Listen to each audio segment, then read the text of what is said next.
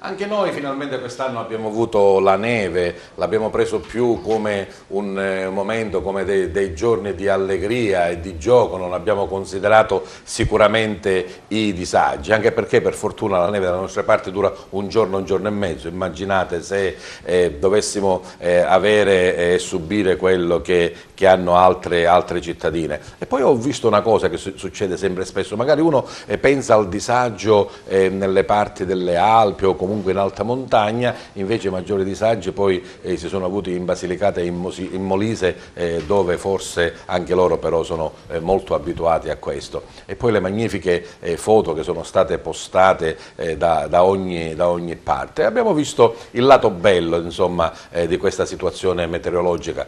Certo, il freddo si è fatto sentire, forse noi non siamo sicuramente ben equipaggiati a questo, però come ho detto io l'altro giorno in un commento che facevo sul post, basta che in Sicilia c'è il sole, tutto poi si riscalda e va bene.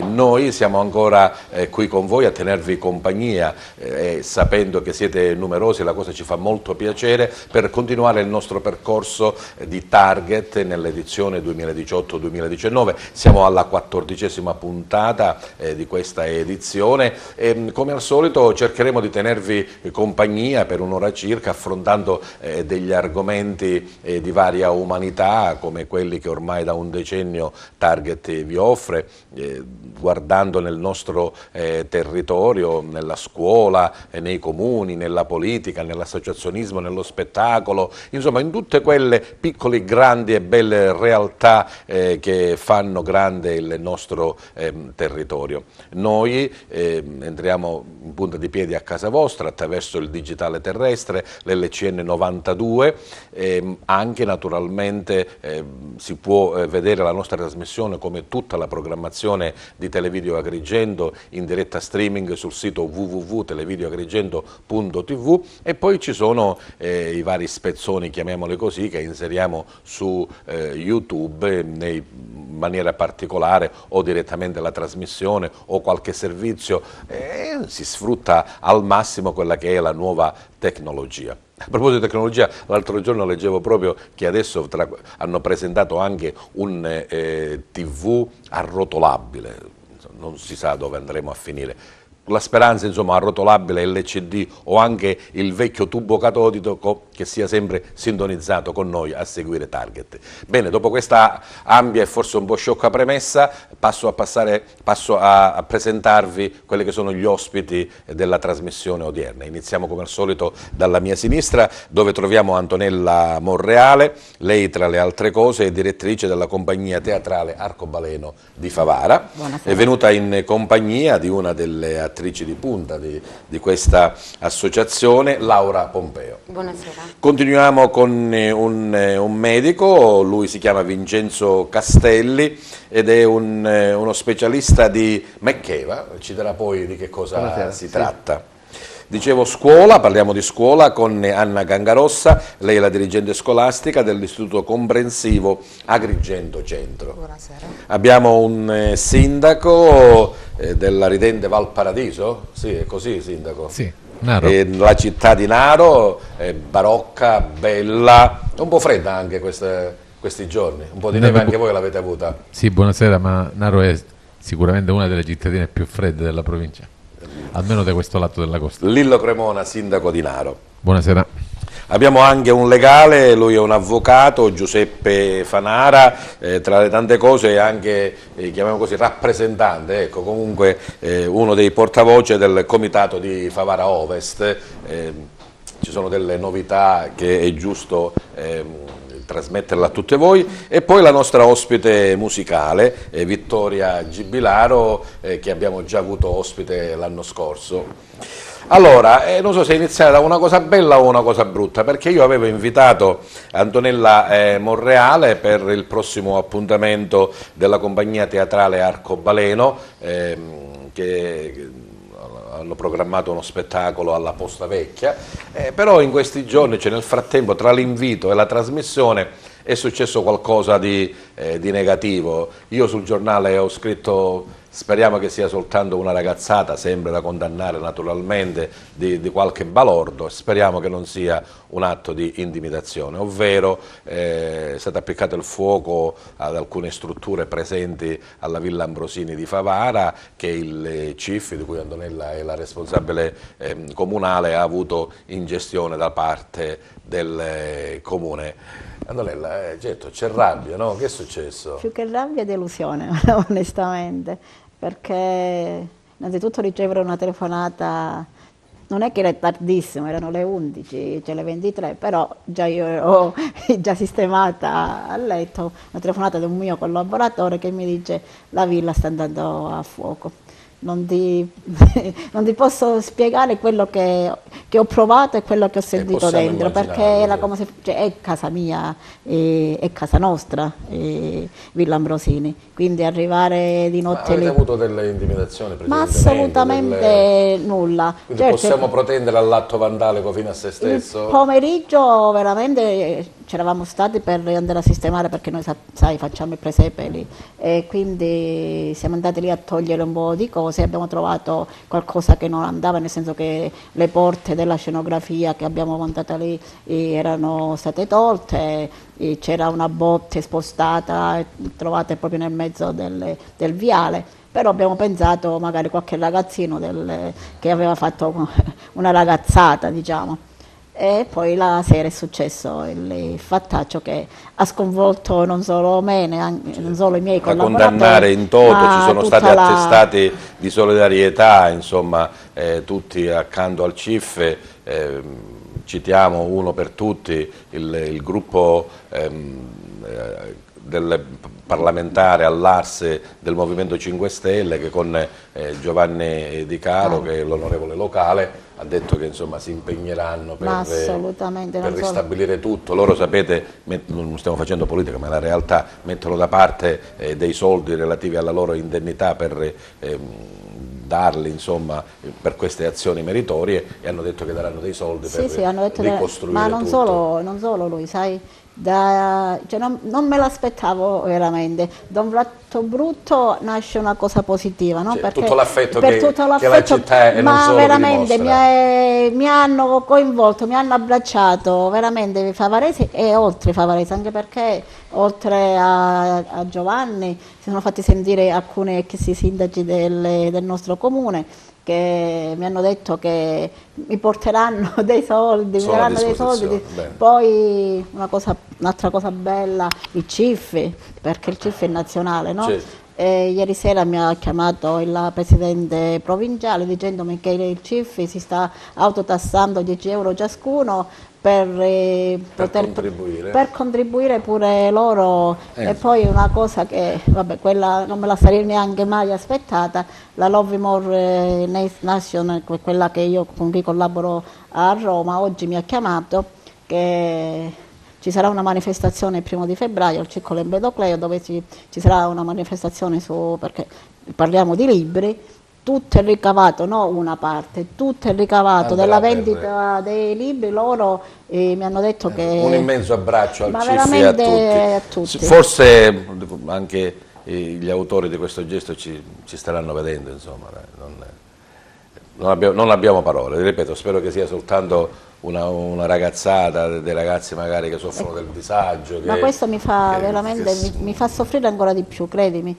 Perché... Ma anche perché ho visto che lì a Favara quest'estate hanno fatto una specie di creste, no? Cos'era? Una riunione, c'era la piscina, c'erano giochi. Ma da ottobre a questa parte. Aperta a tutti, insomma. Ma l'abbiamo sempre ribadito che Villa Ambrosini è di tutti. E quindi abbiamo creato veramente tantissime manifestazioni con i disabili, con gli amici animali, con le automobiline queste del mini autodromo. I ragazzi del quartiere hanno collaborato con noi. Rassegna teatrale, no, tante rassegna teatrale. Beh, speriamo, insomma, come dici tu, che da un male ne possa derivare dobbiamo sempre un bene. prendere il lato positivo della situazione. C'è stato anche un altro caso fortuito che è successo nell'invitare i miei ospiti in trasmissione. Avevo chiesto all'avvocato Giuseppe Fanara di venire in trasmissione per parlare diciamo, della risoluzione, tra virgolette, del problema dei rifiuti a Favara Ovest, il quartiere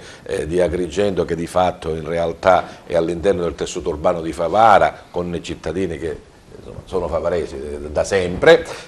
Si è riscontrato un accordo e si stava iniziando questo percorso per dare il servizio soprattutto di raccolta rifiuti solidi urbani come merita, e nel frattempo arriva la notizia dalla regione siciliana che è stato firmato il decreto per il referendum per farvi decidere se rimanere agrigentini o ritornare favaresi. Avvocato Fanara, sì. Esatto. Una cosa la questi notizia giorni. del decreto assessoriale è di ieri. Il decreto assessoriale poi è stato pubblicato effettivamente stamattina. Diciamo che finalmente dopo tanti anni abbiamo un fatto tantissimi. legislativo certo, no? Sì, certo. È arrivato questo decreto, tutti hanno espresso soddisfazione, devo dire anche io, lo avevano fatto giornalisti, amministratori, chi si aveva occupato della vicenda. Sai, oggi dico, lo vado a leggere questo decreto perché comunque non lo avevamo ancora letto, nel senso tutti erano contenti del fatto che era stata indetta questa consultazione referendaria. Certo, nel decreto cosa c'è? Visto, decreto, considerato, esatto, ritenuto, eccetera, esatto. eccetera. Però da un'attenta lettura mi sono reso conto che in realtà si tratta di una vittoria di Pirro per un semplice motivo, cioè l'assessorato a seguito della propria istruttoria ha ritenuto che devono essere coinvolte in questa consultazione referendaria tutti i cittadini dei comuni di Agrigento, Favara ed Aragona. Sì, i cittadini che ricadono in quel territorio da scambiare. Assolutamente, i cittadini di questi tre comuni in generale, nella loro interezza, dice, perché ritiene l'assessorato che tutti questi hanno un interesse qualificato a partecipare a questa consultazione. E questo vi dà preoccupazione perché? No, questo non è che ci dà preoccupazione, questo praticamente rende assolutamente inutile questa vittoria, perché si prevede nella legge regionale 30 del 2000, credo che sia, si prevede un quorum del 50% come tutti i referendum del referendum, e quindi è chiaro che questo quorum non verrà mai e poi mai nessuno raggiunto, andrà a votare, perché noi, come sappiamo, insomma, i cittadini sono disaffezionati alle urne, perfino quando si tratta di elezioni amministrative molto più importanti per queste. Figuriamoci se tutti questi votanti, che sono parecchie migliaia, quindi tutti i cittadini di Agrigento, di Favara e di Aragona, vanno a votare per una questione che poi praticamente riguarda solamente 1 migliaio di cittadini. Un microfono un po' più vicino dovresti mettere. Sì. Ci ha dato una bella e una brutta notizia. No, è una bruttissima notizia perché l'approfondiremo tra un po', ne conosciamo anche gli altri nostri ospiti. Hai proprio accanto il sindaco Lillo Cremona, al quale chiederei di prendere il microfono. Sindaco, oltre che fredda, Naro è bella, c'è la Valparadiso, c'è il barocco, ci sono belle persone, c'è dell'ottimo olio, dell'ottima agricoltura. Cose brutte ce ne sono? Ma cose brutte ci sono come in tutte le realtà della Sicilia, dove il lavoro è una cosa che manca e che porta tanti dei nostri giovani ad andare via. C'è quella ripresa del treno del sud che va verso il nord, verso una ricerca di una non risparmia proprio nessuno. Che non risparmia proprio nessuno. E questo è quello che, oltre la perdita fisica delle persone, quello che ci fa perdere è anche le loro capacità, la loro intelligenza, la loro cultura, la loro capacità di fare crescere un ambiente, di fare crescere una comunità. Per cui anche se ci si dà da fare, e noi lo facciamo, però ci diamo da fare dentro grande difficoltà. Una delle cose che nel senso del darsi da fare, che arriva in questi giorni, è il finanziamento di una scuola superiore per il turismo e per la qualificazione di ragazzi per il turismo e per attività connesse al turismo.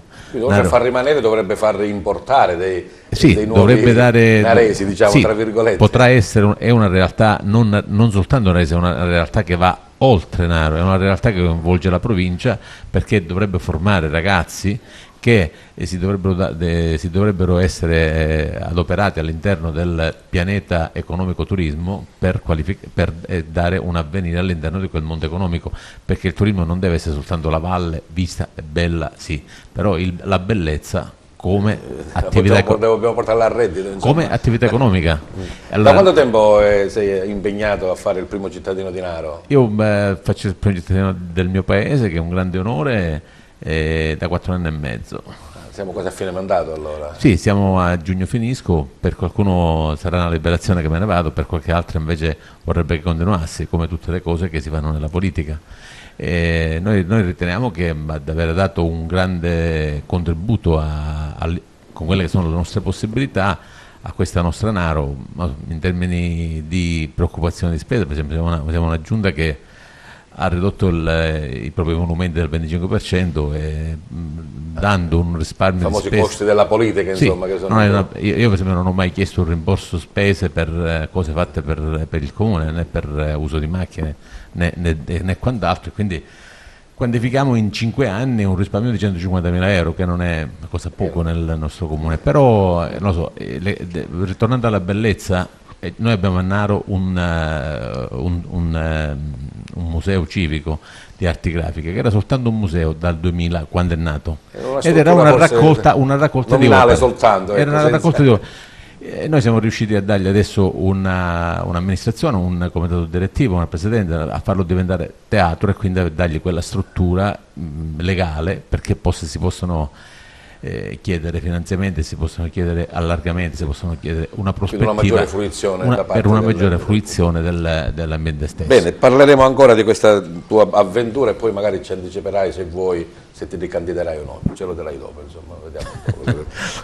La scuola è sempre presente a Target, Agrigento centro, con Anna Cancarosa. Centro perché siete al centro della città? Sì, siamo al centro della città. Il nome in realtà è abbastanza recente, perché è una scuola che in realtà mette assieme 3 istituti importanti: Pirandello, Lauricella e Garibaldi.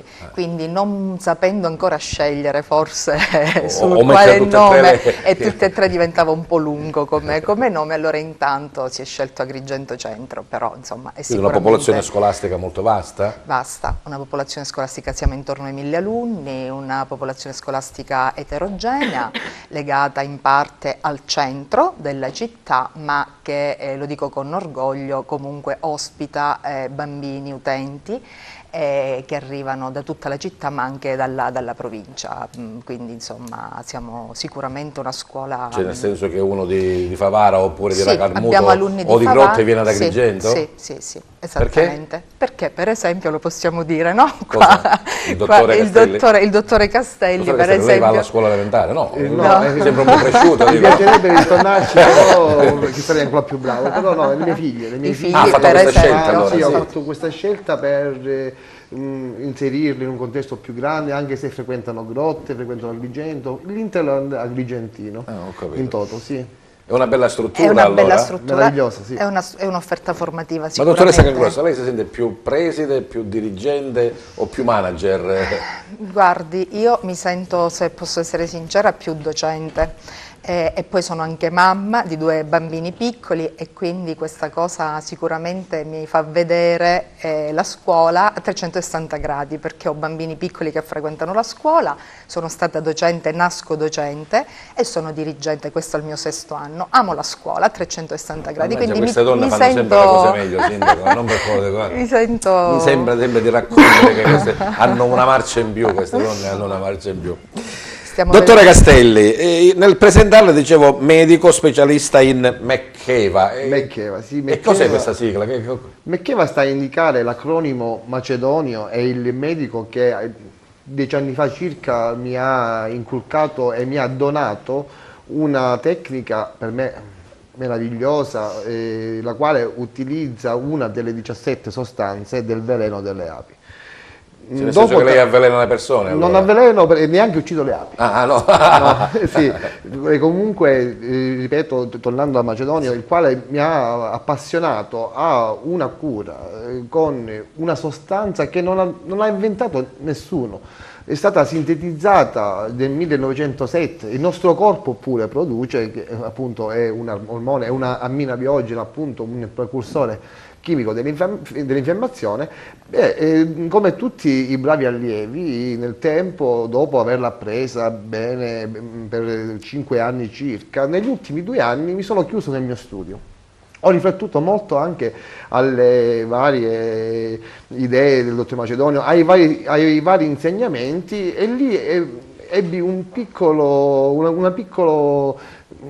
cassetto che, come 30 anni prima anche al dottor Macedonio era stato aperto, il cassetto della puntura delle api, il quale un altro cassetto in cui io avevo capito che c'era una possibilità di margine di utilizzo di questa sostanza che si chiama appunto istamina, la quale in questi 2 anni, con tanti casi clinici documentati, con risonanze magnetiche, con ecografie, andava a dimostrare cosa? A livello muscolare, negli strappi muscolari, negli sportivi, una riduzione. La colla? Ma più che colla, era una sostanza che attiva un processo chimico-fisico, energetico del cellulare, per cui si è visto nel corso dei 2 anni una riduzione dei tempi di recupero del meno 80%. Quindi, 80%. Ricapitolando, ci sono le api che hanno chiamiamolo così, il veleno, ecco. A molti fa male, c'è chi è allergico, sì, chi è che insomma subisce anche un danno, però all'interno di questo veleno c'è una cellula che, se estratta e trattata in maniera particolare, diventa miracolosa. Sì, questa sostanza è appunto, come dicevo in precedenza, ho detto in precedenza, questa è una mina biogena. Questa sostanza ha una triplice funzione, quella di un potente antinfiammatorio naturale, per cui va subito a disinfiammare il tessuto danneggiato, un'attivazione cellulare massiccia in quanto si ha una vasodilatazione locale. Questa vasodilatazione vuol dire apporto di più sangue, certo, più ossigeno e quant'altro, e col calore endogeno dal tessuto sottostante. Con risonanze magnetiche abbiamo appunto evidenziato queste lesioni proprio come in un miracolo chiudersi con un tempi del meno 80%. Bene, cosa vuol dire? Lasciamo questo interrogativo e poi ci spiegherà sì, come agisce lei materialmente e come questa sostanza va a riparare il tessuto muscolare. danneggiato, sì, muscolare. Laura Pompeo, una delle attrici di punta, dicevo, non solo dell'associazione Arcobaleno, insomma avete fatto tante cose a Roma e tutto. C'è un qualcosa di importante in questi giorni, nei prossimi giorni, alla Posta Vecchia. Sì. Di che si tratta, Laura? Porteremo in scena Donna Io, tratto dal libro scritto di Antonella Monreale. Riporterete in scena, cioè, sì, già nel corso degli anni sì, ci sono state altre però rappresentazioni. In modo diverso. Antonella l'ha portato non c'ero io la scorsa volta quando hanno fatto Donna Io. Adesso Antonella l'ha un pochino modificata, molto bellissima, modificata, nel senso che ha rivoluzionato un po' non la storia, ma cioè tutto l'insieme Chi è questa del donna contesto. allora, Antonella? Ora ha 3 sfaccettature diverse, nel senso che nella prima edizione, quando l'abbiamo fatto la prima volta, avevamo solo una protagonista che era Lucia, che portava in scena tutta questa travagliata storia d'amore con questo Luca, il primario dell'ospedale in cui si sono conosciuti. Ora diventano tre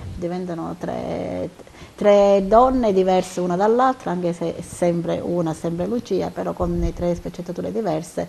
Abbiamo l'amore proprio inteso per quello che vediamo là, l'amore con la maiuscola, poi abbiamo l'abbandono e infine la rinascita delle donne, perché come dicevi poco fa, le donne poi abbiamo quella marcia in più esatto, che ci fa urlare questa... Quale di queste 3 hai interpreti tu, Laura? Sempre Lucia, sempre Lucia. Sì, La drammatica. La drammatica, ci sono 3 ruoli, diversi. Il mio è il drammatico, chissà perché. La presentate, non lo dicevo, so. alla Posta Vecchia, sì, in occasione di che cosa? C'è una rassegna teatrale qua alla Posta Vecchia a Mariuccia Linder, ci hanno invitato, abbiamo deciso di partecipare, quindi il 12 e il 13 di gennaio saremo in scena alla Posta Vecchia. Bene, conosciamo ancora allora Vittoria Gibilaro, eccola lì, questa bellissima bambina e cantante ho fatto un po' una gaffe con lei perché mi diceva che l'anno scorso era venuta ospite e io non me la ricordavo. Poi Perché forse era piccolina. ho visto le foto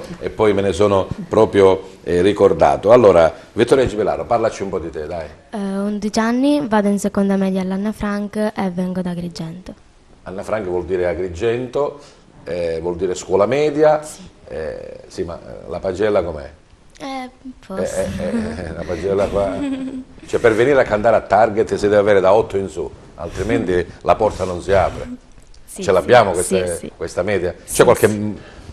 materia particolare che ti entusiasma di più, che ti piace di più? L'italiano e l'inglese. L'italiano e l'inglese. Dirigente, sono materie insomma... Assolutamente sì, valide. Valide, ecco. E invece la tua parte canora, la tua parte musicale, quando Io inizia? Ho iniziato a canticchiare a 7 anni, quando in chiesa facevamo i concerti di Natale, poi a 9 anni ho iniziato a frequentare la Palladium diretta da Iemenio e sto continuando a studiare. Beh, certo, anche perché insomma, le doti naturali poi devono essere anche aumentate, devono essere modificate e sicuramente migliorate con la scuola. Hai già avuto qualche esperienza? Sì. Adesso ci sono tutti questi concorsi. Ho insomma. fatto concorsi e anche uno stage. I concorsi alcuni li ho vinti, altri no, però io ci vado per Ancora, insomma, partecipare. sei all'inizio di questa strada che, ricordati, è molto in salita, Cioè, non bisogna avere dei grilli per la testa. I genitori che dicono? Ti aiutano, sì, Sì. però con i piedi Per terra. per terra. Per il futuro, oltre che una brava e bella cantante, hai in programma di fare qualche altra cosa? Mi piacerebbe studiare il corpo umano. Fai un medico allora? Dottore, già, la concorrenza pronta. È piacevole. Bene, bene. Come vedete, insomma, abbiamo parlato di tantissime belle cose. Ritorno all'avvocato Fanara. Dicevamo dall'entusiasmo che finalmente qualcuno dice era una vicenda centenaria dei confini tra Favara e Agrigento, che poi si sono purtroppo concretizzati di botto, che il giorno dopo sono diventati tutti agrigentini, con le conseguenze che più volte anche come TVA noi abbiamo trattato, e si scopre che molto probabilmente questo referendum sarà inefficace perché non si raggiungerà il quorum del 50% più uno degli aventi diritto a votare. È una cosa che hai scoperto adesso, ma stai già preparando qualche contromossa, non lo so, Sì, ci può essere qualche possibilità di... Sì. Ti dicevo, il decreto è stato pubblicato stamattina, io materialmente l'ho letto praticamente un paio di ore fa. Ieri avevamo espresso soddisfazione proprio perché sapevamo dell'esistenza comunque del decreto, però non sapevamo ancora quelli che erano i particolari. È chiaro che a queste condizioni il referendum potrebbe anche non essere tenuto, perché ovviamente il 50% non si raggiungerà né ora né mai in una consultazione del genere. E stiamo naturalmente valutando di mandare delle osservazioni all'assessorato al fine di poter cambiare questo tipo di decisione. magari tutti questi, visto che ci sono qua, potrebbero essere rivisti. Io proprio dico, è una cosa di queste ultime ore. Ho dato un'occhiata anche alla normativa regionale. Mi pare, però dico, al momento è una valutazione molto superficiale, che ci siano anche le condizioni per trovare degli appigli normativi all'interno di quella legge per poter effettivamente limitare e circoscrivere la consultazione ai soli cittadini che effettivamente sono interessati dalla variazione territoriale.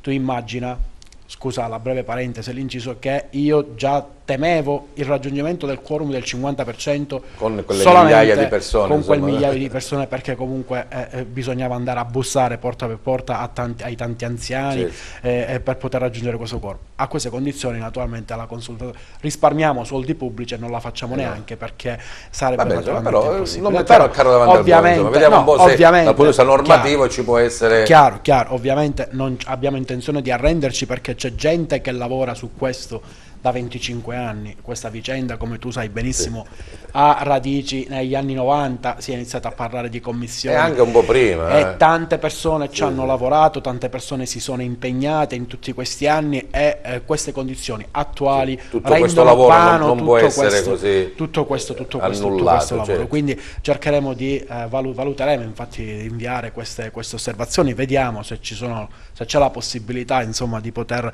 modificare questa decisione. situazione e poi prenderemo insomma tutte quelle che sono le decisioni conseguenti. Va bene. Sindaco Cremona, hai problemi di territorialità a Naro? No, non credo. No, noi sovrapposizione, diciamo. No, sovrapposizione non ne abbiamo, anzi noi siamo uno dei paesi troppo vicini a Camastra, no? Non c'è la rivalità con Naro e Camastra? No, non c'è, li guardiamo con affetto, come fratelli minori. No, ma Naro è uno dei paesi più estesi non soltanto della provincia, noi abbiamo qualcosa come 24.000 ettari di terreno. Per un comune sono tanti, insomma. Sì. Credo che siamo il quarto comune per estensione della Sicilia, dei comuni piccoli, quindi infatti per noi quando c'è stato il problema dell'IMU è stato un grande problema, perché per noi le risorse dell'IMU erano drammaticamente importanti per finanziare i servizi comunali e le attività del comune. In un comune i problemi che noi abbiamo affrontato generalmente con sindaci e amministratori si possono racchiudere in 3, 4, 5 mila cose, insomma, però io ne cito 3, per esempio i problemi di bilancio e di trasferimento di soldi di Stato e Regione. Problemi dei precari e dei lavoratori che li abbiamo tutti, e non ultimo anche problemi di viabilità e lavori pubblici. Allora, questi 4 anni e mezzo come sono stati? Allora, rispondo in maniera telegrafica. Sì. I problemi di bilancio ci sono, perché anche Naro ha un bilancio che è assolutamente in deficit. Non siete in dissesto, no? No, siamo riusciti a non essere in dissesto, però abbiamo deficit per milioni di euro.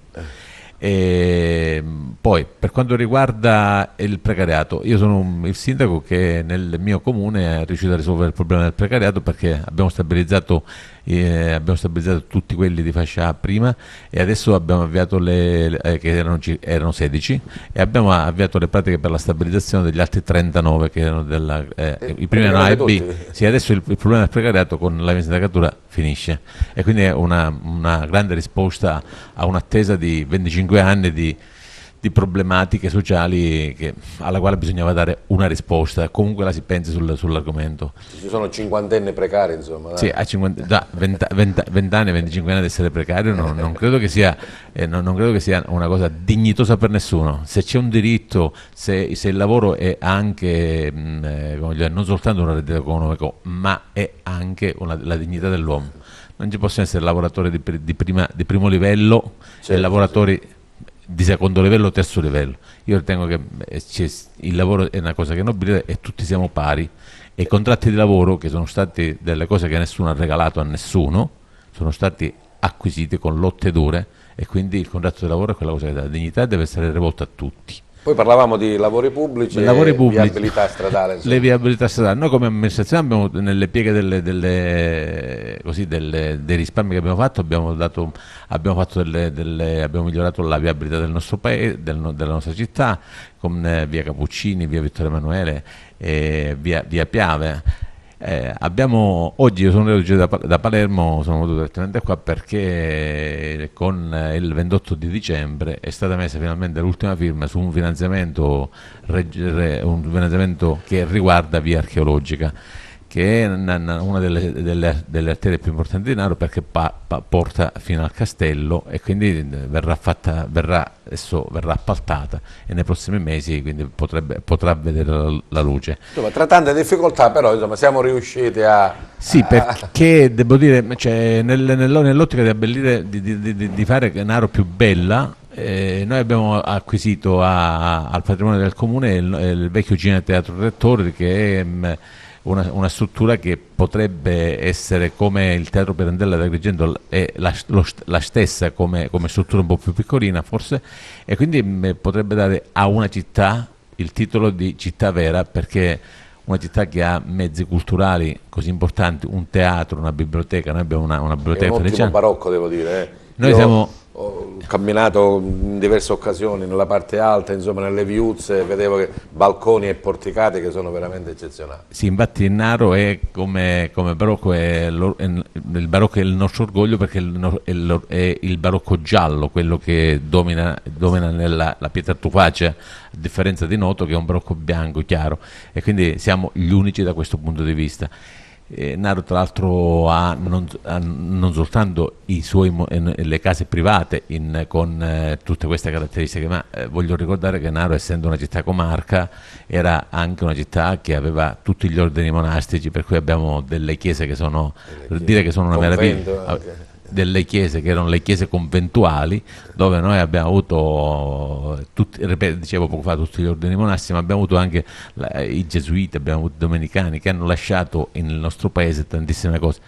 Siamo stati anche sede negli anni passati di 3 dominazioni, siamo stati per 2 secoli e mezzo di una dominazione araba, siamo stati sotto il dominio dei bizantini, siamo stati anche, a Naro sono passati un po' tutti e tutti hanno lasciato qualcosa. I naresi hanno avuto... Siete stati voi a inventare la sagra del Mandorlenvione? Sì, nel 38 il conte Vincenzo Gaetani e il suor Gabriella Naselli, che era la superiore dell'Istituto Immacolata Concezione, che era una principessa, hanno inventato, assieme alle maestranze locali nella Valle del Paradiso, hanno inventato la festa del Mandorlenvione.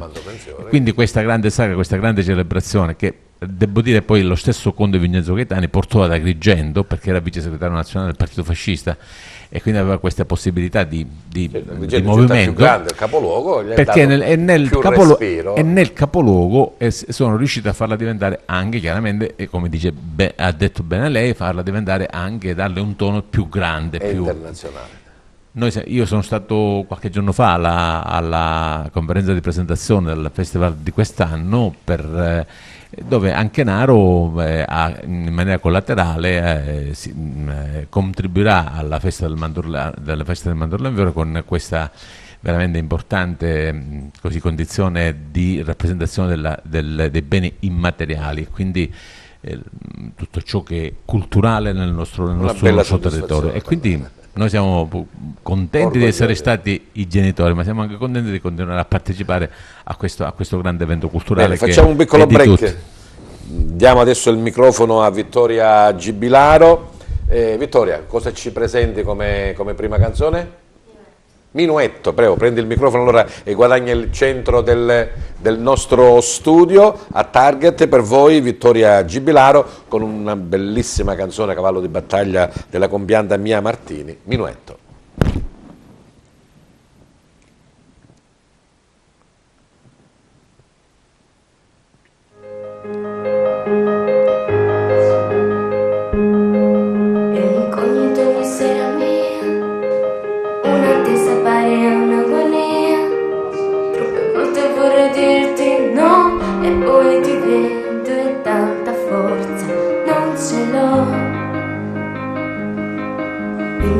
Si ribella a te, ma il mio corpo no.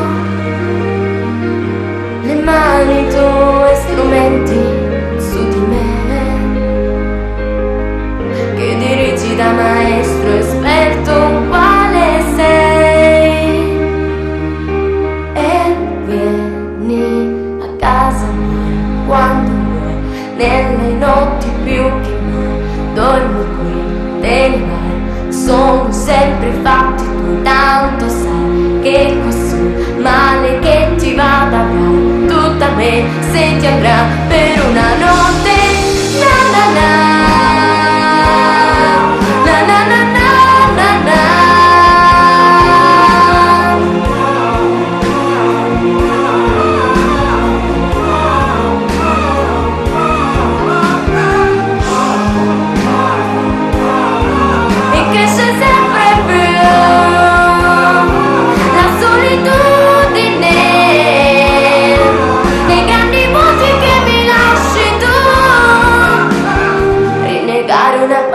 No, ma non posso dirti sempre sì, nel sentirmi piccola così tutte le volte che mi trovo qui di fronte a te. Troppo cara la felicità per la mia ingenuità, continuo ad aspettarti nelle sere per elemosinare amore. Sono sempre tua quando vuoi, nelle notti più che mai, dormi qui, te ne vai. Sono sempre fatti tuoi, tanti me se ti andrà per una notte solo tua. La notte a casa mia sono tua, sono mille volte tua.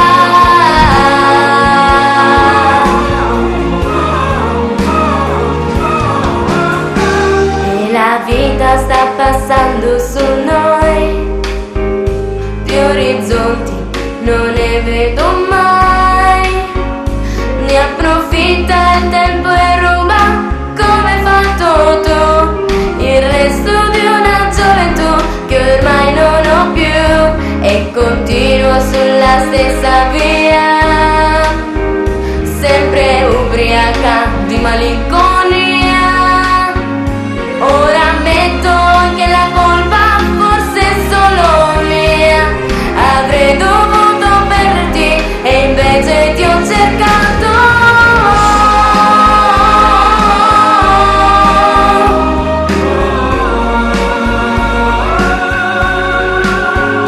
Io non so l'amore vero, che sorriso ha, pensieri vanno e vengono, la vita è così, minuetto suona per noi, la mia mente non si ferma mai.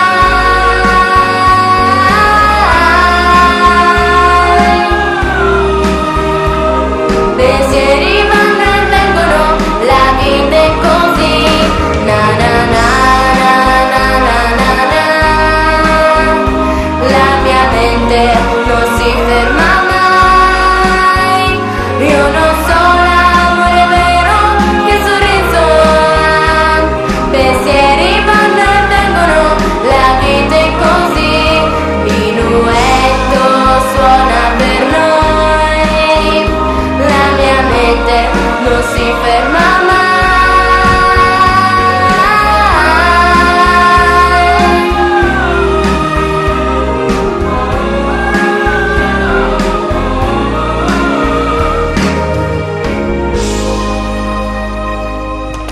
Brava, bravissima Vittoria, torna al tuo posto, piccole, come dicevo, piccole, belle, grandi realtà del nostro territorio. E ritorniamo alla scuola, e mi era venuto in mente mentre ascoltavo Vittoria che per fortuna la scuola non è più semplice nozionismo, dottoressa Cangarossa, ci sono i progetti, i PON, insomma, come si chiama, tutto quello che magari si fa fuori dall'orario scolastico che arricchisce sicuramente l'offerta formativa. È anche così per Agrigento Centro? Assolutamente sì. Intanto la nostra è una scuola a indirizzo musicale, Ecco, già. infatti proprio questo, mentre vedevo, bravissimo, il talento della ragazza. Anche noi abbiamo ragazzi talentuosi perché hanno la possibilità di studiare 4 strumenti musicali nel corso della scuola secondaria di primo grado, ed effettivamente sono in grado di presentare delle performance veramente eccezionali, partecipano anche a tanti concorsi. In generale la scuola da una parte deve chiaramente sempre garantire, possiamo dire, livelli essenziali di prestazione, come qualsiasi pubblica amministrazione, quindi da una parte deve sempre garantire quelli che sono i livelli di apprendimento standard a livello nazionale. Ma per Ci fortuna, vorrebbe forse qualche ora in più di educazione civica. ma pare che insomma stia tornando, no? C'è questa proposta di legge, ma comunque al di là dell'educazione civica la scuola da sempre ha sempre continuato a fare percorsi di educazione alla legalità, alla Costituzione, alla cittadinanza.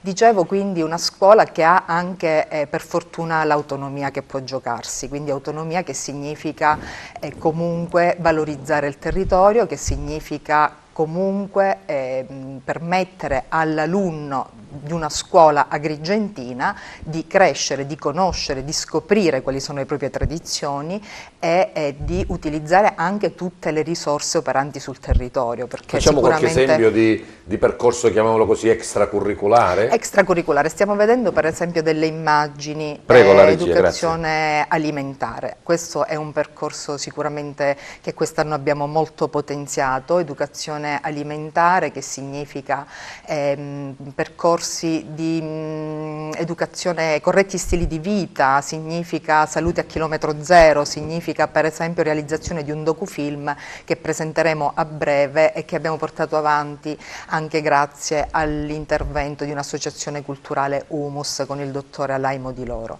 Un docufilm, Cambieresti è il titolo per esempio di questo progetto, che significa, ha un acronimo di tanti altri significati: cambiamento, resilienza, stili di vita corretto. Significa comunque abituare i nostri bambini e perché no anche i genitori, perché a volte la scuola riesce anche a veicolare dei messaggi che arrivano a casa e non solo al contrario. Perché molte abitudini comunque sono così, non sempre sono corrette, per esempio l'alimentazione, per esempio una vita sedentaria, e allora la scuola può sicuramente dare un contributo, deve dare un contributo importante in questo senso, portare i bambini ad un'alimentazione più sana, ad una biocolazione, a utilizzare prodotti offerti dalla nostra terra, ma anche l'importanza di uno sport, comunque di un movimento costante, almeno una camminata quotidiana di 20 minuti, sono dei percorsi, delle forme di consapevolezza che vogliamo sicuramente già innescare a partire dai più piccoli. I vostri alunni insomma accettano questo? I nostri alunni accettano questo assolutamente volentieri. Per differente. esempio abbiamo organizzato una mattinata dedicata alla biocolazione e devo dire i bambini hanno mangiato veramente volentieri il pane con l'olio, anche la cuccia, il minestrone che comunque realizziamo anche all'interno delle classi, a dimostrazione del fatto che i bambini sono curiosi.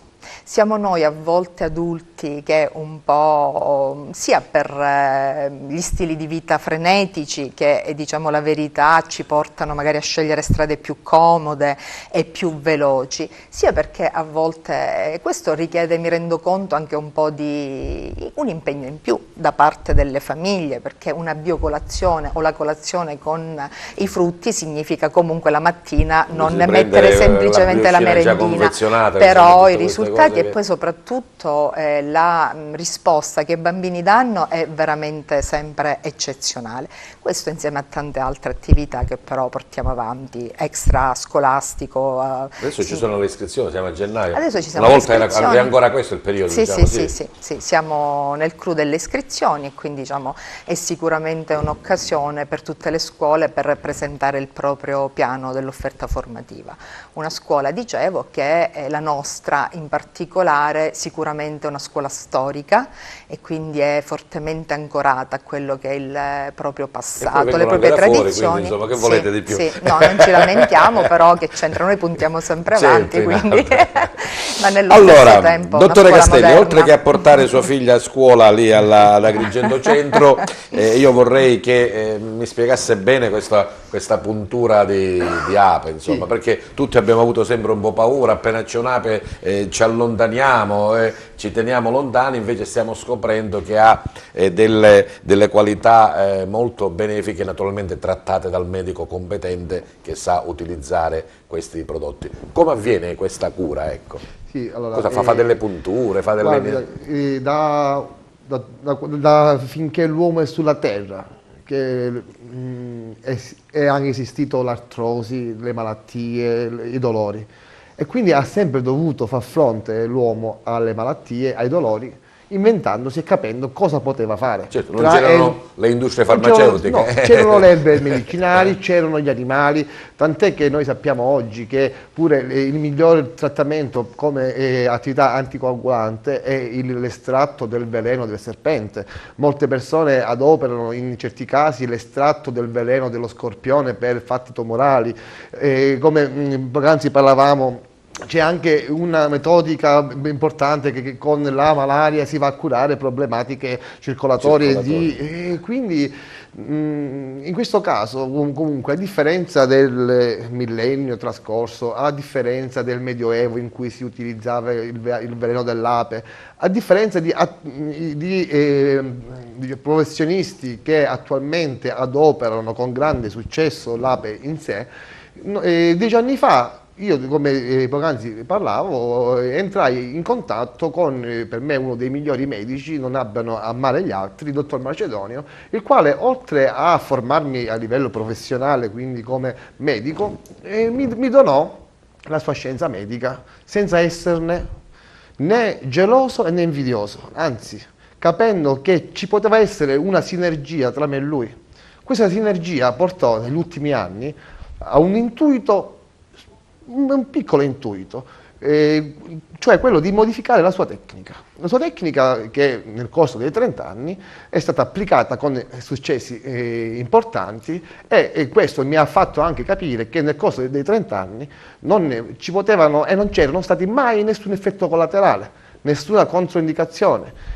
Pazienti che negli anni quindi trattati per patologie croniche degenerative, dunque con sedute di 4-6 mesi, una seduta di mantenimento, nel corso dei 30 anni, dei 40 anni non sviluppavano nessuna alterazione tumorale o di altra patologia. Questo mi fece capire che dovevo capire bene di cosa si trattava. Dunque nel corso degli anni andavo a raccogliere dati scientifici, dati ematochimici, per vedere se veramente non c'erano i cosiddetti effetti collaterali e le cosiddette controindicazioni. E poi dati strumentali con risonanze e ecografie che mi andavano a dimostrare durante il trattamento l'evoluzione di una lesione muscolare. Perché negli ultimi 2 anni, insieme a vari specialisti... Diciamo che questa sua metodologia cura le lesioni muscolari. Cura non solo le lesioni muscolari, si cura comunque cervicobrachialgie, lombosciatalgie, il tunnel carpale, la nevralgia del trigemino, la nevralgia post-herpetica dello zoster. Solo che in questi 2 anni mi sono appassionato tantissimo, anche per caso, perché mi venivano amici, mi venivano compari, mi venivano persone che comunque giocavano a calcetto, entravano con il classico strappo senza poter vogliono fare il diciottenno, invece poi... Sì, infatti io li ringrazio, perché i quarantenni, mio compare 40 anni, ogni 2 si strappava, e quindi cosa succedeva? Andavo a evidenziare un benessere impressionante. Avvalorato appunto dalla risonanza, dalle indagini ecografici che dimostravano cosa? Il prima e il dopo, insomma. E dimostravano che cosa? Che attualmente alla Juve, al Milan, in qualsiasi squadra di calcio al mondo, una lesione ad esempio di primo grado, una lesione viene chiusa in circa 20-25 giorni, a differenza di Mekeva, con la quale riesce a far chiudere le lesioni muscolari in 4 giorni. Già c'è una riduzione importante, o di secondo grado in cui c'è uno strappo che ti fa stare fuori un giocatore 2 mesi, in 8 giorni già era di nuovo in campo. Cioè, tra l'altro ho avuto anche l'appoggio di vari medici, per privacy non posso fare il nome. Ma a proposito di colleghi, non è che qualche collega insomma ti vede un po' così brutto? Ma è stato... Già solo domanda, questo distacco, no? Se va bene. Il collega è stata la mia forza, perché io, a differenza dei colleghi che mi hanno sempre criticato, anche perché non capivano bene di cosa si trattava, perché veda, se avessero capito fin da subito la sostanza, se mi avessero fatto parlare, avremo anche modo di parlarne, perché più va avanti il percorso di studi, il percorso di raccolte dati, e più non si può che ammettere la valenza e la validità della tecnica. Anche chi praticava agopuntura veniva considerato uno stregone. Ai tempi sì, anche bravissimo. E invece ora si sa che l'agopuntura è una fanno anche tecnica. delle anestesie per fare delle operazioni con l'agopuntura. Sì, addirittura c'è gente che subisce... Andiamo nel particolare per fare capire ai nostri telespettatori, dottore, che cosa fa lei? Delle punture? Sono delle micropunture, sono delle micropunture con laghetti piccolissimi, in cui pungendo proprio l'ultimo strato, sottoepidermiche, proprio l'ultimo strato della pelle, andiamo a iniettare questa sostanza. Questa sostanza quindi va ad avere subito un'azione di vasodilatazione, tant'è che si vede il rossore della zona interessata. È un po' di eruzione cutanea? No, il rossore è proprio il fatto che c'è una vasodilatazione delle piccole arteriole, e quindi c'è questo rossore che è un toccasana per comunque... La sensazione del paziente qual è? Dopo la prima applicazione... Dolore, calore... dopo la prima applicazione, entrando zoppicante, escono senza più aver dolore. nell'arco di qualche giorno si porta il giocatore già in campo, tant'è che ho avuto l'onore di andare a trattare vari giocatori locali, tant'è che dalla prima categoria siamo arrivati alla seconda, alla terza, promozione, eccellenza, forse ai dilettanti, e speriamo di arrivare in Serie A. Noi per avere qui il dottore Castello abbiamo avuto il gancio, insomma, il mio collega Tonino Sotera, vuol dire che lo stimolerò per darmi la prova del 9, no? Cioè mi porti qua un giocatore per dire sì, è vero, il dottore Castello mi ha curato. No, Antonio Butesto fantastico, ha creduto in me subito, tant'è che mi hanno dato più di 10 pazienti e più di 10 giocatori. Oppure facciamo una cosa, dottore, strappiamo a Tonino e lo curiamo in diretta. Che ma io quante volte io infatti ho fatto le prove dicendo guarda, vai a correre senza riscaldamento in modo tale che ti strappi. Si strappavano appunto e mi aiutavano nella ricerca. No, io sono affascinato di questo perché raccontavo al dottore Castelli prima di andare in onda delle vicende personali, diciamo di questa, chiamiamola così,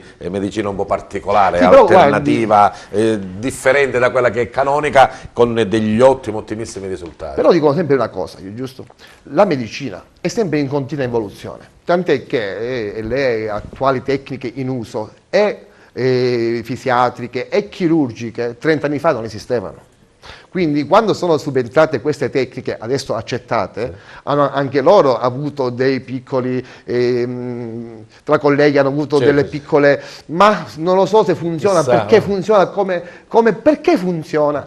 Guarda, io dico sempre, prima di diventare medico, io non potevo mai capire come si poteva curare una bronchite. Dopo aver studiato, avevo le competenze per poter curare una bronchite. Sindaco Cremona, ti faresti fare una punturina di siero d'ape?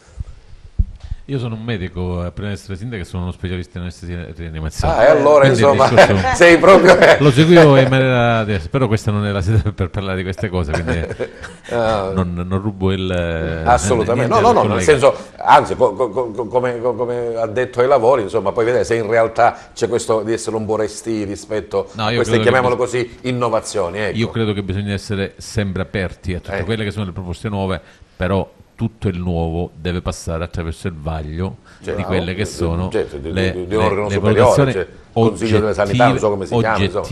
oggettive di quelli che sono gli organi preposti, se no diventiamo come se su internet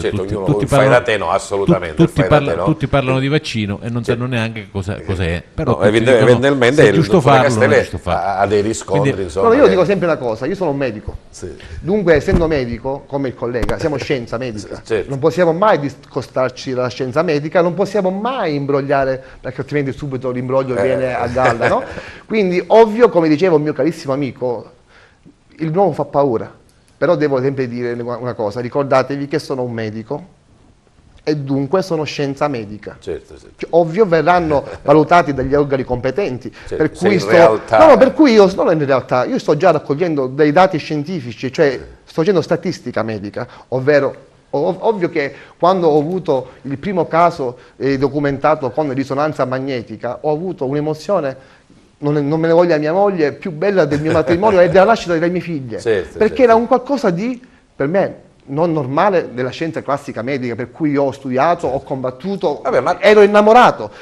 Quando mi sono ritrovato ad avere questi effetti, sapendo che l'istamina in piccole dosi è un potente vasodilatatore, però in grosse dosi è un potente vasocostrittore, quindi uno deve saperlo utilizzarlo, attenzione, quindi dunque dobbiamo essere medici e non può...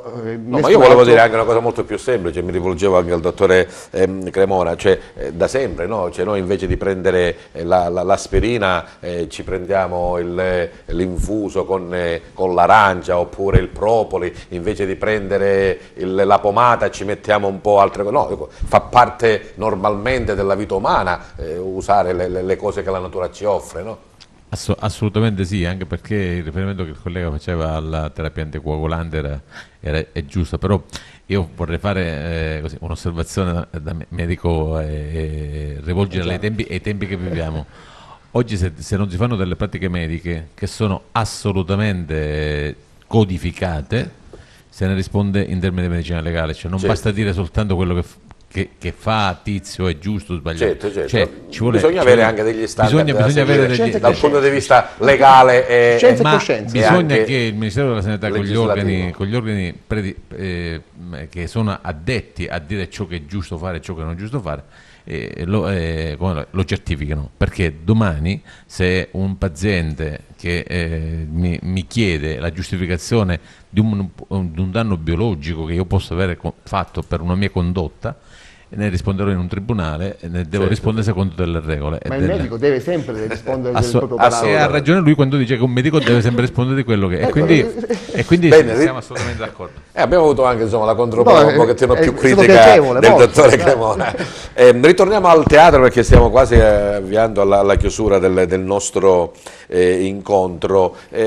Antonella, il percorso che tu da qualche tempo hai iniziato e che continui a fare ti porta ad essere una volta attrice, una volta regista, una volta autrice, sceneggiatrice, insomma tante cose belle.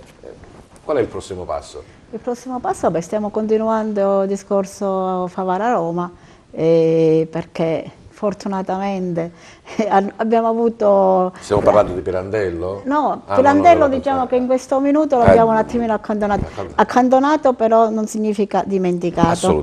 Assolutamente, infatti è una promessa, cioè io quando noi andiamo a Roma andiamo sempre nella sua casa, quindi ci ritorniamo ora il 27 e 28 di gennaio. Perché sto dicendo questo? Perché questo percorso nato per caso, nato per, sempre dico, non lo so chi ci ha dato questa mano d'aiuto, non terreno, cioè, voglio pensarla così. Voglio pensarla così. E ci porta a questa conoscenza, a questo modo di andare oltre la nostra provincia e mi può solo fare onore. E ora facciamo proprio parte di questa nuova associazione che con sede a Roma. Abbiamo ottenuto anche fortunatamente il visto di un progetto a livello di Ministero alla Regione Lazio, infatti sede proprio Roma, proprio per questo, per 3 anni fino al 2021 abbiamo la possibilità di esibirci a Roma, io come regista, loro come attrici, e quindi mi hanno dato la regia di tantissime altre opere che non sono solo le mie. Iniziamo il 1° febbraio che ci sarà questo gemellaggio Roma-Agrigento al Circolo Empedocleo. Dopodiché ci sposteremo l'8 di marzo a Roma, al Teatro Agorà di Roma, per chi lo conosce, uno dei teatri migliori che ci sono a Roma, con una performance di Intolleranza Zero, un libro che abbiamo scritto 55 donne, con vari pensieri, e lo porteremo in scena l'8 di marzo al Teatro Agorà di Roma.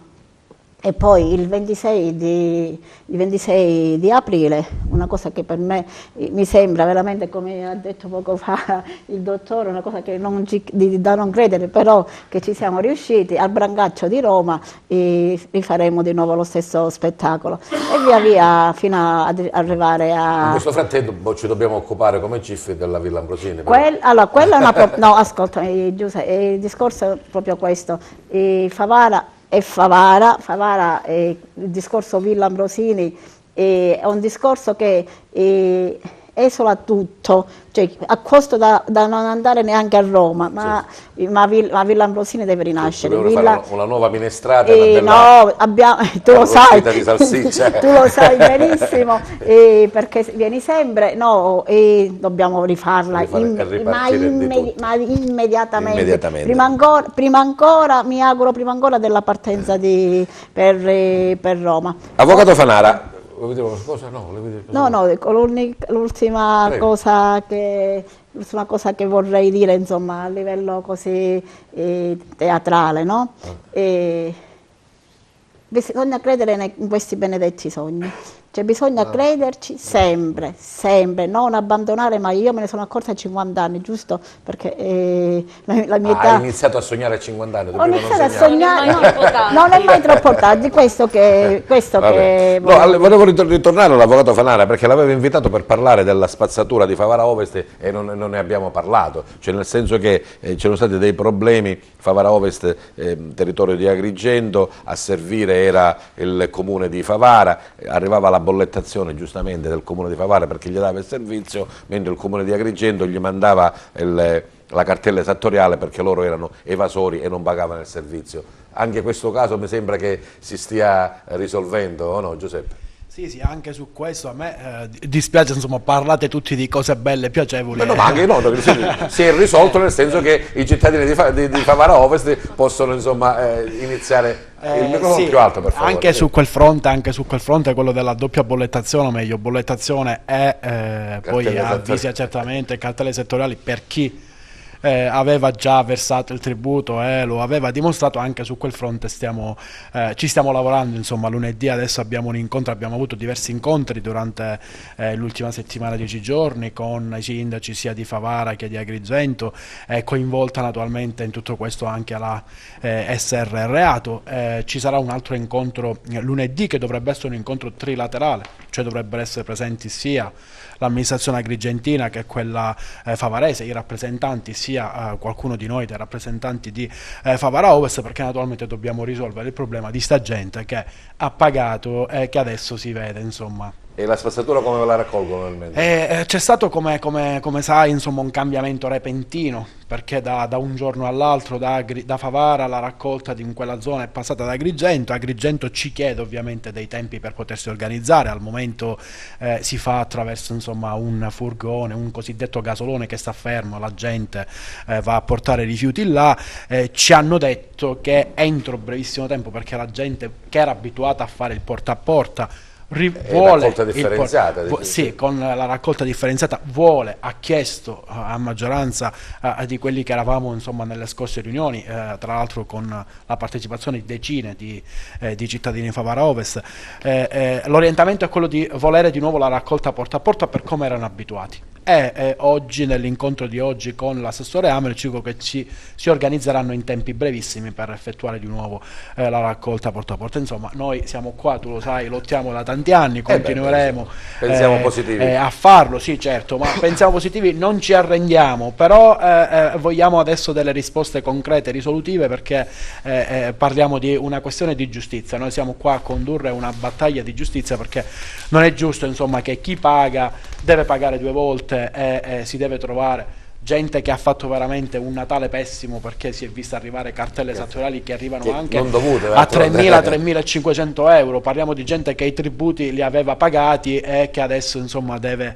avere a che fare con queste cartelle esattoriali, vuole sapere, vuole che queste cartelle vengano attualmente annullate. Mentre tu parlavi sono andato a cercare quell'articolo che dicevi tu. In realtà tra i vari considerato, visto c'è messo ritenuto eccetera eccetera del comma 3 articolo 8, per cui saranno chiamati ad esprimere il loro voto tutti i cittadini elettori residenti nei comuni di Agrigento, Favara e Aragona. Praticamente, sindaco, sto referendum non sarà mai valido. Così posto sarà uno spreco di soldi pubblici e di energie. Siccome stiamo parlando veramente di una situazione assurda, speriamo che si trovi si deve assolutamente trovare la soluzione, perché altrimenti non abbiamo fatto assolutamente bene. Siamo arrivati quasi alla fine, adesso ridarò di nuovo il microfono alla nostra ospite musicale, a Vittoria Gibilaro, e nel mentre dico ai nostri ospiti di pensare, di preparare un saluto, perché qua da noi quando si saluta non è che il dottore dice grazie, arrivederci e buonasera, no, dovete farlo con un pensiero, con una frase, con una citazione, con un buon proposito, con un qualcosa che caratterizzi anche il vostro essere qui, per quello che per cui vi ho invitato, e naturalmente deve essere sempre positivo e propositivo. Noi vediamo il bicchiere mezzo pieno. Volevi dire una cosa, sindaco? Sì. Io volevo soltanto, prima di passare al saluto, dare la mia soddisfazione come sindaco per avere durante questi anni essere riuscito a dare 16 alloggi popolari che da 20 anni non venivano dati, e mettere una struttura sportiva in un quartiere che era periferico, che sono il quartiere delle case popolari, e quindi che dà prospettiva a un quartiere, perché lo abbellisce e gli dà un senso di vita e di comunità. Questa era una cosa che ci tenevo a dirla, perché era uno dei miei propositi, poterle quando si fa, diciamo, sì, si presenta il progetto, il percorso da seguire, e averlo raggiunto è stata una grande soddisfazione per me, ma credo anche per i cittadini che aspettavano questa cosa da tanto tempo. Bene, poi nei saluti ci darai poi se ti candiderai o meno, Questo, se non l'hai già detto, non lo so, dico io non seguo la politica di Nardo, se l'hai già detto lo confermi, se non l'hai detto ci dai lo scoop qua. Vittoria, prima ti sei esibita con Mia Martini, adesso invece? Adesso c'è Laura Pausini, allora, prego, al centro del nostro studio, ancora Vittoria Gibilaro.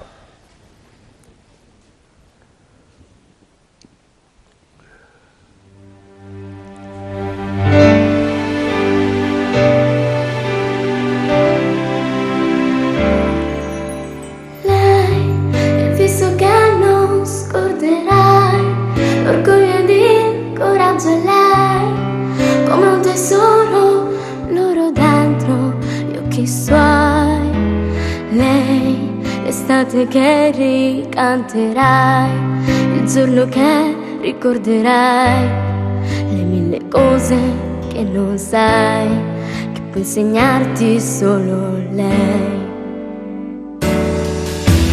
Lei, la tua ragione, il tuo perché, il centro del tuo vivere, la luce di un mattino che non perderai.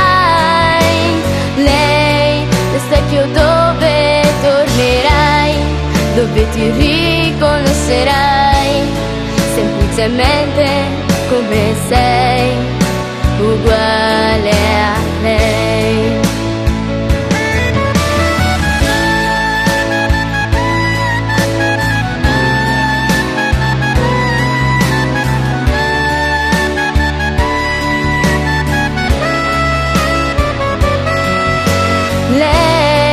Estati che ricanterai, il giorno che ricorderai, le mille cose che non sai, che può insegnarti solo lei. Lei regala i suoi sorrisi senza mai svelare al mondo quando non ne ha, privando il suo dolore libertà.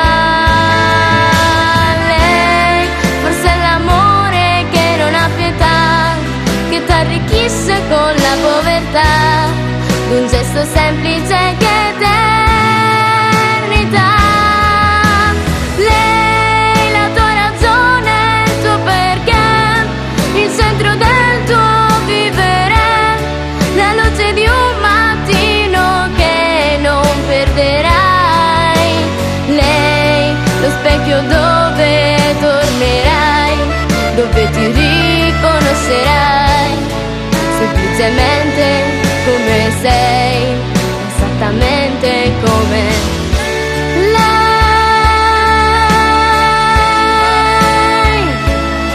Lei,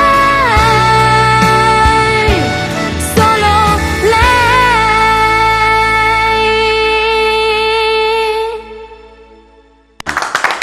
Brava Vittoria Gibilaro, grazie della tua presenza, e iniziamo proprio con te, con i saluti. Che saluto e che pensiero ci vuoi fare tu? Di studiare sempre e per raggiungere i propri sogni. Bene, grazie a Vittoria Gibilaro e tanti auguri per te.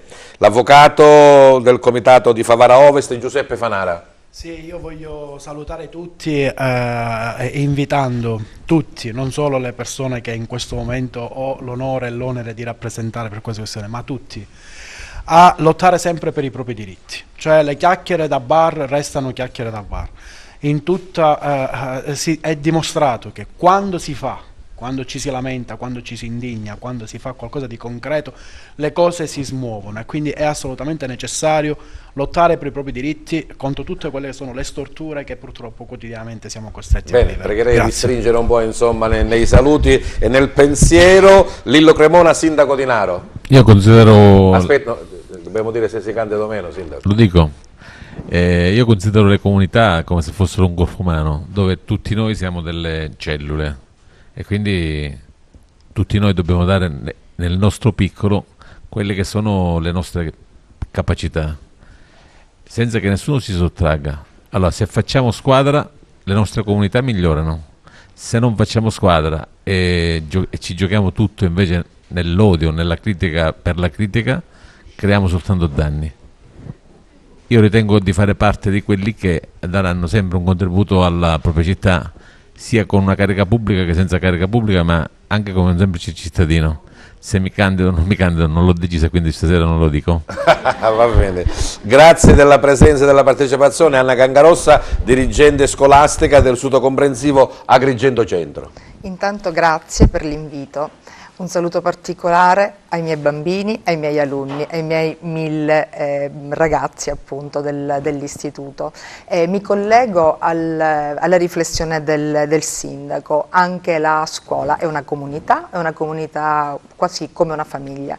Io mi sento investita chiaramente da un ruolo importante che è quello di madre di famiglia e quindi come madre di famiglia ho l'onore di dirigere questa barca, grazie chiaramente ai miei docenti, allo staff, a tutto il personale, grazie ai bambini, grazie a tutte le famiglie. È una responsabilità che però mi riempie di gioia perché faccio un lavoro che amo, mi riempie di gioia perché non è una frase fatta, ma sicuramente abbiamo la responsabilità di contribuire insieme alle famiglie e a tante altre istituzioni a formare il cittadino di domani e questa è sicuramente la nostra leva strategica, la nostra forza. Spero che il dottore Castelli sia ancora molto più sintetico con il saluto. Vincenzo Castelli, medico. Sì, il mio saluto è a tutte quelle persone che stanno male e vi prometto che farò di tutto a costo di non andare in pensione, mai né in pensione né in ferie, affinché la zapippina del Massachusetts di Sydney arrivi il benessere della salute, proprio poter curare e poter lenire le varie sofferenze dell'uomo, ovvio, come diceva il collega, andando a dimostrare scientificamente, per come lo sto facendo, tutto, grazie. E grazie a voi proprio per avermi accolto qui a Target. Grazie a Laura Pompeo, attrice. Grazie a voi per l'invito. Che dire, intraprendiamo quel viaggio meraviglioso verso i sogni. Si avvereranno solo se ci credi veramente. Grazie a Antonella Monreale, direttrice della compagnia teatrale Arcobaleno, e in bocca al lupo anche per il CIF. Io volevo parlare tantissimo, non posso. Voglio solo dire una cosa, veramente, a parte gli scherzi degli sogni o meno. Intolleranza zero parte come intolleranza, da Favara arriva a Roma, le regioni italiane, è uno scoop, lo posso dire. Lui non l'ha voluto dire, lo dico io, uno scoop. Arriviamo anche in America e in tante parti dell'Europa, quindi più di questo che buon viaggio, che buon proposito, ma più di questo. Aspetta, il 12 e 13 di gennaio siete tutti invitati, innanzitutto ci tengo. Va bene, ti faccio la pubblicità. E voglio pure la pubblicità perché giustamente donna io lo merita. Certo, alla Posta Vecchia. Della vostra presenza, della vostra partecipazione e grazie soprattutto al nostro gentile pubblico che anche questa volta ha avuto la bontà di seguirci. Buona serata a tutti.